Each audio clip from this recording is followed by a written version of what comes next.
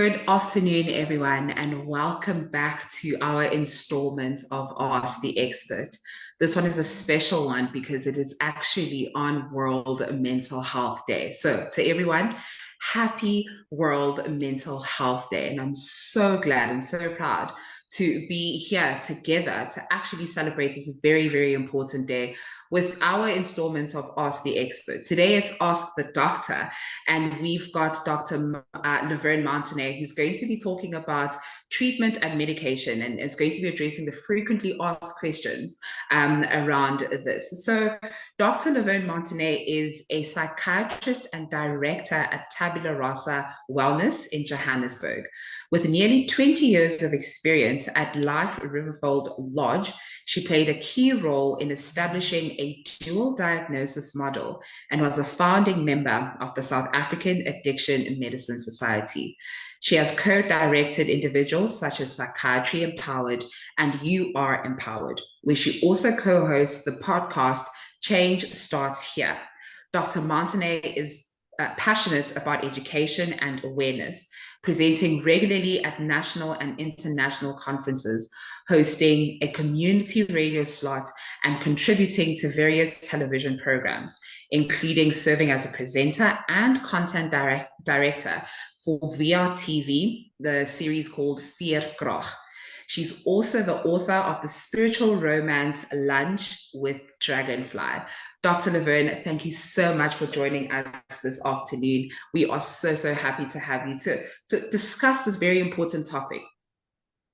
Hi, Alwetu, and happy Mental Health Day to you and everybody watching. I'm really honored to be here with you and with SADAG on such an auspicious day. And it's wonderful that we can do a meaningful intervention. And I know you guys are doing a whole lot of things all across the country today. So really meaningful that I can be here, and thank you for the invite. Thank you so much. And I would like to get straight into it. I think this is a very important topic, especially now that we're talking about mental health and opening up more about this subject. Psychiatric medication and treatment is often taboo, right? When you're given a prescription and you need to start medication, there's a couple of questions that come up. And at times we find these questions are not answered the way that we would like to. So many people then feel unsure where to start when it comes to treatment. How do you, as a psychiatrist, usually explain what treatment means in the mental health faculty? I think for me, treatment usually has got four pillars that you stand on. I think the first approach is I'm a medical doctor and a psychiatrist, so it would be from a medical model point of view, so looking at medication, but absolutely also a therapeutic approach, what that would mean, whether it would mean group therapy, would it mean individual psychotherapy, or, joining a therapeutic modality that you learn, you teach yourself, but a therapeutic element. Then lifestyle changes, looking at major lifestyle changes, and we can talk a little bit about them more, that would improve mood, but lifestyle changes is definitely part of the treatment modality. And the last one is where you guys come in a big way, support groups. I'm a big fan of all kinds of support groups, and depending on what the condition is, referring the person appropriately to a support group, or sometimes more than one support group. But for me, that's the four pillars I'm looking at. Yeah, I think it's quite intrinsic to actually open up about these pillars and really understand what it means for a person to go through all of these, because I think this is where we bring the integral part of mental health by actually going through all of these pillars to ensure that we feel like our well-being is being taken care of, especially our mental health well-being. And I think we'll come back to that. But then there's still a lot of fear and stigma around psychiatric medication. Why do you think that is the case? And how can we start breaking or destigmatizing conversations around treatment? No, very much so. I was in the week, a patient said to me, it makes her feel weak, the thought that she thinks she needs medication. So I think that's one of the perceptions, that one could feel weak. I need medication. How can I not control my emotions? It makes me a weak person. So I think that's the first thought, that there's an element of weakness around that, and why there is such a lot of stigma. So the other thing is, people have all kinds of ideas of what medication could do. It would make them aggressive. It would change the way their personality works. I think because it works on the brain, people think their brains are permanently going to be changed. And then very much the thought that these medications, and some of them could be addictive. And Mm. the and that this is something you might necessarily need for the rest of your life. And in some conditions, you do need it for the rest of your life, but that doesn't mean the medication is addictive. It's the kind of condition that we're treating. And I'm very glad to Yes. see that we are both wearing glasses, because this is one of my favorite metaphors that I use. So, and a strategy to help people understand what the medication actually does for them. So, Mm. as we would think of our glasses as an aid, I would frequently say to patients, okay, if you would wear glasses, would you ever take your glasses off and give them back to your optometrist and say, Yeah. okay, I've seen enough now. I don't need this, or punch one of your lenses out and say, okay, I'll just see with one of the lenses. Mm. Because like your glasses is an aid for you to be able to see, so is your medication an aid for your brain to improve your Mm. neurochemical connections, and improve those pathways, but also improve the chemicals, the neurotransmitters. So Yes. frequently that helps people understand if you look at the glasses metaphor. Mm.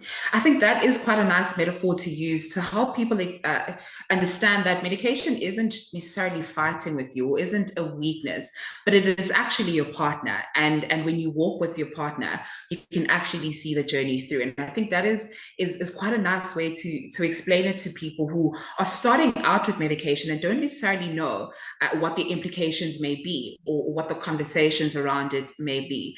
And I think it is quite important that we then start having these conversations with each other, with our colleagues, our friends, and families about what medication means and how it is that we look at it. And I think this conversation is quite important. Now, how do you then decide when medication is necessary versus when therapy alone might be enough? So at times people think, no, I just need to speak Okay. someone. I don't need medication versus therapy, which people might consider to be enough. Okay. So I think, as a psychiatrist, I think by the time a patient comes to me, they might have gone through a whole lot of processes already. So maybe I've seen a general practitioner, or have had have explored therapy Mm. potentially before. So I may be in an ideal position where it's easier for me to decide whether a patient needs medication because they've explored other options before. But if I see a patient, and that happens too, that's never had any kind of intervention, I saw a patient like that today, then you do need to make that distinguishing component, and it doesn't always mean because you're seeing a psychiatrist that you're going to end up with medication. We Mm. have criteria that we use in various conditions, and depending on the severity of the condition, or if you meet certain criteria for the condition, medication would be indicated. I always say patients need to earn their medication. You shouldn't be a doctor or a psychiatrist that just is going to dish out medication just because somebody is sitting in front of you. A Mm. patient should earn their medication, therefore they should meet the criteria, and they should actually, require that medication for them to get benefit from it. There is times that I would not Right. suggest medication. I've actually seen recently, a colleague of mine sent me a meme to say in Switzerland, no, I lie, in Sweden. In Sweden, they have recently said that you can prescribe a vacation. As a doctor, you can officially prescribe vacations to patients and not necessarily give them medication. And I can tell you, I've prescribed Mm. vacations long before this was a trend. Yeah. But I've prescribed a dog to a patient, I've prescribed exercise to a patient, and not necessarily would consider, exclusively just medication, or sometimes no medication whatsoever. Yeah. I think this makes me happy, and I'm sure it makes our viewers happy as well to know that going to a psychiatrist doesn't mean that you will leave with a prescription of medication. You might leave with a dog, or you might leave with the recommendation to get a teddy bear. And I think that is quite encouraging for people to actually go out to seek the help of a psychiatrist and to know that treatment isn't just linear. It differs and it is per context. And if there is a need for medication, it is seen as an aid and not necessarily as an enemy. And I think that is quite nice to know and to also put out in the world there to explore more conversations about this that say psychiatry isn't something to be scared of, but it's something to look forward to because then you're actually getting the help that you need, which doesn't necessarily have to be a prescription of pills. And I think that is quite nice. Now, how long does it typically take for psychiatric medication to work? A difficult question to answer because it depends on the condition and the kind of medication. But on average, I mean, would say most of the patients that end up with me, and I think this is a common thread, Mm, has either got a depression or anxiety, and I mean there is other psychiatric conditions, but that's by far our bread and butter actually. Most well, not most, all antidepressants take about 2 weeks to activate, and I think that's important to understand. I literally just had a mm, call now with somebody before we started, and she was like, "This is a week." And I know I have this conversation with patients in consultation, but this is a week and I don't feel any better. I think we need to change the medication. And I'm saying, no, no, we're not even at the 2 week mark because 2 weeks activation, and activation doesn't mean full response. So mm, activation means we're actually expecting maybe anything from a 20 to a 50% response. And after about 4 weeks, and if we speak to specifically about antidepressants, we're expecting that more robust full response. But if you look mm, at something that's going to help for anxiety and just on a short-term basis, you should have immediate relief of the product if it's something that's specifically designed just for anxiety, not an yeah. antidepressant for anxiety. Things like ADHD medication, if you look at the stimulants, they should work instantly. You take it, and that very day, it should be making a difference for you as well. But I think meaningful when you go see your doctor, ask this question. This is a very, very valid question. If the doctor didn't discuss it with you, ask how long should I wait for the medication to respond, because that's going to set your expectations up in knowing, when do you phone, when do you say this is not working, when do you say I'm concerned. Yeah. A very valid question to know. If we look at mood stabilizers, I mean, some mood stabilizers takes 4 to 6 weeks to build up in the system, whereas others would work within, maybe a week's time. So mood stabilizers are very, very different depending on which mood stabilizer you choose. But Mm. understand that when you have a conversation with your doctor. Sure. I think that is quite interesting because I've learned something new as well that there's an activation period and then there's a more robust sort of response to the medication, which I think, again, is a conversation that we should be having with our psychiatrists to say, well, when can I expect an activation of the medication? When can I expect actually seeing the work that it is supposed to be doing? And I think that is a really sort of opening conversation to have and one that is often freeing as well to patients who are seeing their psychiatrists to know that there is some time where we have to wait to give the medication leeway. And then there's also a period where we can start assessing if the medication is working. And if it is time to consult your psychiatrist to say, I don't think I'm responding well to this medication. Can we talk other options or can we talk about something else that might help me to start to see the response that I am expecting? And I think that is very, very integral in this conversation. Now, if someone is experiencing side effects, which we know with psychiatric medication is often the sort of thing that we would experience, what should a patient do? How do they know when it's worth sticking with the medication or maybe just seeing the psychiatrist to switch it out? So, very valid question because, as you rightfully say, side effects is so much part of any medication for that matter, Hmm. and medication is certainly not excluded here. So, I think Yes. in the first place, you need to understand what the side effects are going to be. So, again, another meaningful process to have that conversation with your doctor before you leave, and don't just accept, okay, this is the medication that I'm going to have, because I'm very much on the shared decision-making model. It needs to be a partnership, and this is usually a long-term partnership. Most Hmm. psychiatric conditions are long-term. So it's understand what those side effects could be before you even leave the consultation. Yeah. And then you know to look out for them. I mean, the good news is, even though all psychiatric medication can create side effects, not everybody gets them.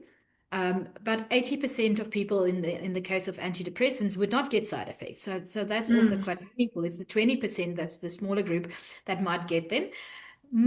Fortunately, most side effects are transient. Mm. Usually, we try and build up the dose slowly, and if you can speak to your doctor about that as well, we start on lower dosages to build up the dose so that we can eradicate the side effects, so that by the time you are at the full dose, you don't have them. And if they're there, if you think of antidepressants, 2 3 days, you might have the intensity of the side effects and persevere maybe up to a week, and then they should go away. But Mm. certainly, it's also a conversation I have with my patients. If they don't go away after a week, please contact us because we wouldn't Yeah. know. And I have seen patients that even though we tell them to contact, they're persevering. They're like, no, no, this is going to go away or this is going to improve. And then it doesn't. And we could have made a change long ago already, Yes. or Yeah. find a strategy to assist with the side effects, because with a lot of side effects there's other strategies that we can assist with. I mean, if the Mm. medication is keeping you awake at night, then maybe we should change it to a morning dose or whatever the case might be. There's sometimes frequent easy things we can do to adjust for the side effects. Sure. Yeah. Thank you so much for that. And I think you answered that question quite nicely and in a very holistic way that helps people understand that they are able to reach out with the psychiatrist. I think another part of the myths or maybe things that we might not understand about psychiatry is that if I'm going to see my psychiatrist, I just need to see them once for my prescription, and then that's it. And I need to continue with that prescription until I feel okay. But I think it's encouraging to know that I can come back to Dr. Montané and say, I'm experiencing side effects, and these have lasted for over a week, and I think it's too much for me to bear. Is there other options that we can explore? Because then it's an actual collaboration. It doesn't mean you have to work on your mental health alone, but you can work with other people like yourself and other doctors as well to aid the situation. So I think that is quite encouraging. Now, can medication and lifestyle changes, such as exercise, sleeping, and diet, work together to improve recovery? Well, wait till I speak about the big E, exercise. And some people don't want to hear about the big E, but there's been a lot of research done. There was actually a beautiful article in the Lancet about 6 years ago. Exercise, the antidepressant nobody wants to take. So Mm. exercise is absolutely vital. And what came out of this study is that exercise can improve, specifically in this case, mood, but across the board in terms of mental health conditions. Up to 40% of improvement can come from exercise. That's quite remarkable. I mean, to get that kind of improvement is fantastic. And always we combine the two, or we want to combine the two. Mm. So I would, if anything, if you do anything from a lifestyle change, number one should be exercise on that list. And the kind of exercise we're talking about is not, I mean, you don't have to be doing, marathons here. You could Yeah. be looking at 3 times a week, a minimum of 20 minutes, anything that is going to increase your heart rate up to 140. So we want a little bit of cardio going, but Yes. everybody's got 20 minutes 3 times a week that they can do. Even if you just go for a nice brisk walk, that is meaningful already. Other lifestyle changes, I mean, you can obviously, eating patterns play a role. It Mm. is meaningful to eat, actually. I think the biggest thing that we see that plays a role is people not eating, not necessarily eating incorrectly, but not eating. So skipping meals, not having Mm. breakfast, not eating. And remember, we eat for fuel. So if you're going to find that you're lethargic and your energy is low, your eating patterns, you're running like you would run your phone battery on power safe mode all the time. This Yes. is what you're doing with your body. And you Mm. therefore not eat. Your food gives us energy. So eating regularly, not skipping meals, really meaningful lifestyle change to make. Sure. I think what I'm getting from this is that our mental health really requires maintenance, and it means adding these little things into our lifestyles that help us again with that 40%, which is a big chunk of the work that we have done, despite other things such as therapy and psychiatric medication. It is a massive chunk of work that we are doing, and so to encourage these things such as exercise for just 20 minutes a day is really, really impeccable. And I think if it can help drive a person's well-being to the best end of the spectrum, it should be one of the bigger things that we're having a conversation about. So thank you so much for raising that. Now, oftentimes we hear people who are taking medication for their mental health say that they're taking different medications. So they're taking antidepressants, they're taking antipsychotics, if this is the case. Why is this the case? Why is it possible to take different medications for our mental health? I think a complex question, but I'm going to try and tease it out. I think we Yeah. don't have, let's look at big conditions here. If we look at depression, we have antidepressants. Mm, That's easy. We know how they work. We know the neurochemistry of them, and we know where to focus them. But there's a lot of medication that is used for auxiliary purposes. So you could find a patient that is got a diagnosis of depression on an mm, antidepressant plus an antipsychotic, but they've never been psychotic and they don't have a psychotic related illness because we use medication as auxiliary. If depending mm, on for auxiliary purposes, depending on what dose you would use of certain medications, you could get different responses. And sometimes we would use a low dose of a so-called antipsychotic just for sleep. It's just something to help you with sleep. And we don't at any point in time think you're mm, psychotic. There's mood stabilizers that are also anti-epileptics. And depending on which, dose you use or what the indication is, you would have different reasons for using medication in different settings. So again, this is where the collaborative process happens with your doctor. Ask the questions, ask the doctor to explain. I've seen that I know everybody Googles, I was thinking in the beginning of this yeah. discussion, I'm gonna say, don't Google, that's unrealistic. Google Mm, and come with your questions. Come with your Google questions to your doctor. They will quickly tell you, no, this is not valid, or this is valid. Yes, you're right, this is an antipsychotic, but you're on a tiny dose, which is not an antipsychotic dose. So ask the questions. I think that's meaningful because medications, even though we classify them just for ease of understanding what they do, the classifications doesn't actually explain their full chemical structure, and therefore you can get people on different kinds of combinations. That's not necessarily what the product's name would say. If you also look at bipolar mm, disorder, I mean, probably one of the most complex conditions to treat. You can look at 20 different prescriptions. Everybody would have a bipolar diagnosis, and all of those prescriptions would be different. The challenge in yeah. bipolar disorder is that we still, and I'll be very honest to say, we still don't know what the actual cause is. We can treat symptoms, but we can't treat the cause, and hence you also having to stay on medication indefinitely because we can't fix it. It is a long-term condition. And therefore I think people frequently I've seen this, Right. that people would compare and say, my friend has got bipolar, I've got bipolar, and we're on very different medications. Yes, that is entirely possible.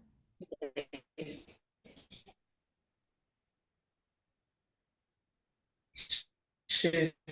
I think this is a one we have around medication where we've Googled a name of the medication that we're taking, and we see this very daunting word on Google that says it's psychotic medication, and you go, but that's not how I feel, or that's not the symptoms that I'm exhibiting. And to have this information that says the dosages are different because they treat different things and they actually vital. And I think this helps people to then bring these important questions to their psychiatrist to say, well, I don't think I've ever asked this question, but why is it that I'm taking this medication and what does it help me with? Again, it encourages the collaboration that we speak of with our psychiatrists, which is so, so important. Now, Dr. Montaner, what is your take on natural or alternative treatments?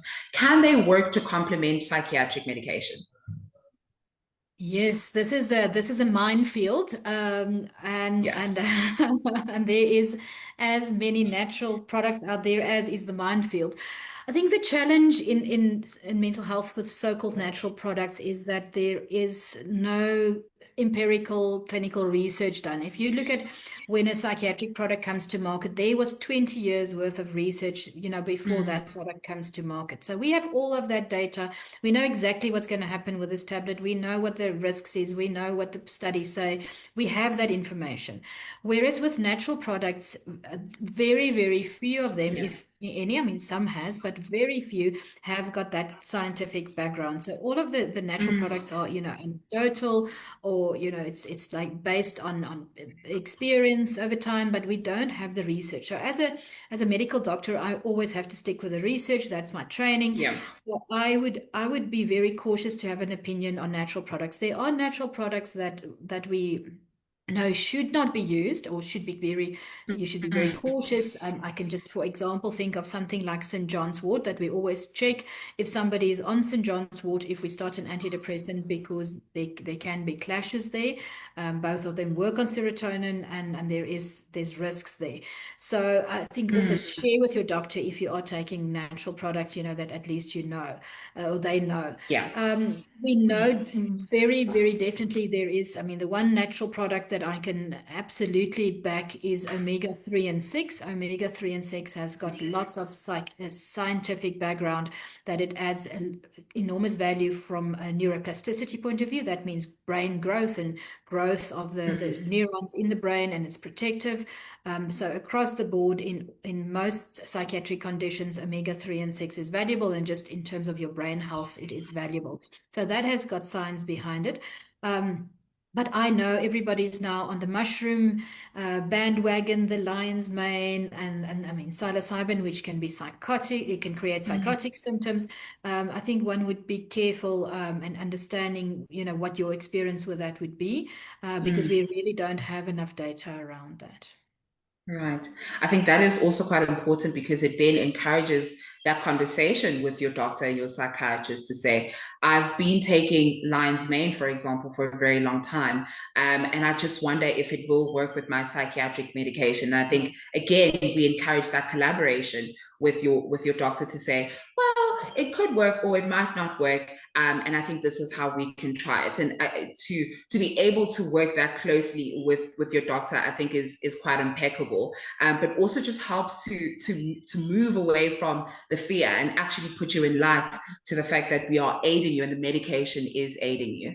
And I want to bring it back to the family. A lot of the times family members are sort of giving, the people that they're taking care of their medication. How do they, or how can they help support someone or a family member or a loved one who is now have or got a prescription for medication that they need to take? Yes, I think family is incredibly important in the supportive process. I think understanding your family members' medication as they understand their medication, you need to know what it is for. I think also important for people taking the medication, know what you're taking. What is the names of your product? What Mm, dosage are you taking? I mean, I cannot tell you how many people come and tell me I've taken a little pink pill, I mean, or a little white pill. That know what your name is of your tablet, know the dosage. That is really, really important, and as should the family. That's a mm, way of support. If something happens to your family member, you need to be able to know what their medication is. So that's one level of support. I think in terms of helping with adherence, helping people take their medication, maybe putting reminders out for them if you see that they forget. Practical thing that I usually ask people to do is to put it with the toothbrush. Then you're brushing your teeth every day, and then hopefully you can remember to take your medication. yeah. I think from a family member point of view, I really want to ask the family members, it's feedback that patients give me, not to say, if you see some behavior that you don't and you're not comfortable with in your family members, have you taken your pills today? Patients cringe when that happens. Yeah. It's really not a positive process for them, and find a different way of opening that communication. Maybe saying, let's sit together and just see if your medication is working out for the week. Do you still have enough tablets left? But asking, have you taken your pill today, is really a negative experience that most patients would have. If we do see that patients forget to take their medication, helping them packing them out in pill boxes, those reminders with every day has got a pill in. That's Yeah. really helpful. So I think family members be as informed and understand how frequently should they take the medication, and check if it's running out, and are they actually then taking it correctly. Right. Thank you so much for answering that question. I think it encourages family members as well to take a stand with their loved ones to work through this together with them, and again to remove that fear that might be instilled around treatment and medication. I would just like to wrap it up with one last question from the audience, and an audience member has said, "I stopped taking my medication when I started feeling better, but my symptoms came back worse. Why does that happen?" Yes, depending on the condition, I mean, we can see that. And, if your doctor has suggested that you take this medication lifelong, then there's a reason. Lifelong means actually indefinitely. And Mm, yes, you're obviously going to start feeling better from the medication. And we see this frequently that people stop their medication because they feel better. We understand that. yeah, But unfortunately, if you stop medication and you were supposed to have been on it indefinitely, you can, you've now treated the condition, and now the medication is not there to treat the condition. It's like the symptoms come back like a tsunami. They actually been treated, and now they have the opportunity to pop out, and they come back like yes, a tsunami. And you can get a worse experience. The problem is every time that you stop your medication and you have symptoms again, you create tolerance as well. It takes longer for the medication to work to get you back to the level you've been before. And mm, sometimes we have to change medication altogether because the medication that worked for you in the beginning is not working again, because yeah. that tolerance is created. So important to be adherent to your medication, to take it and not stop it, even if you feel better.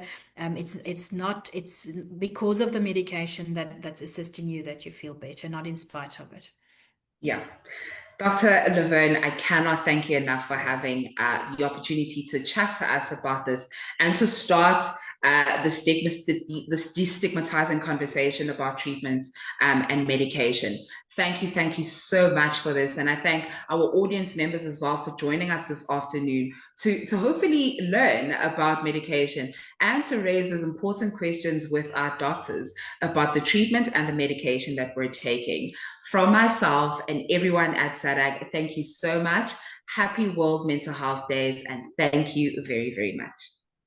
Thank you, Alwetu. Thank you for having me, and thank you to the audience that joined us and listened. Everybody must have a wonderful weekend and enjoy this wonderful mental health month that we have. Thank you so much, Dr. Levin.